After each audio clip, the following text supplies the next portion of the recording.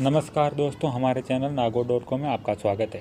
धीरे धीरे लोकसभा चुनाव नज़दीक आता जा रहा है और नागौर लोकसभा सीट को लेकर राजनीतिक गलियारों में बहुत चर्चा का विषय बनी हुई है। यहाँ से कांग्रेस के उम्मीदवार डॉक्टर ज्योति मिर्धा का पलड़ा काफ़ी भारी इस बार दिख रहा है। वहीं भाजपा CR चौधरी को रिपीट कर सकती है। ऐसे में अब देखने वाली बात यह होगी कि राष्ट्रीय लोकतांत्रिक पार्टी के संयोजक हनुमान बेनीवाल जो कि बड़े बड़े वादे कर रहे थे कि वे सभी 25 सीटों पर लोकसभा का चुनाव लड़ेंगे, परंतु अब ऐसा लगता है कि वे अपने वादों से मुंह मोड़ते दिख रहे हैं, क्योंकि उन्होंने पिछले लोकसभा चुनाव में अपनी जमानत जब्त भी करवाई थी और इस विधानसभा में नेताजी ने अपनी पार्टी बना के मुख्यमंत्री बनने का सपना भी देखा था। खैर, उनका यह सपना तो साकार नहीं हो पाया, लेकिन वो 200 कैंडिडेट भी खड़े नहीं कर पाए। मात्र 57 कैंडिडेट खड़े किए थे और उनमें भी कई लोगों की जमानत जब्त करवाई और मात्र 3 सीट जीत पाए। और इस चुनाव में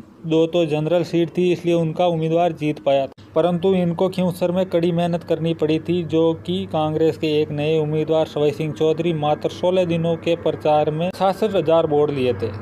और इसका मुख्य कारण यह है कि डॉक्टर ज्योति मिर्धा ने उनका पूरा सपोर्ट किया और हनुमान बेनीवाल को घेर के रखा था। परंतु अब हनुमान बेनीवाल को डॉक्टर ज्योति मिर्धा से दुश्मनी लेना बहुत महंगा पड़ता दिख रहा है।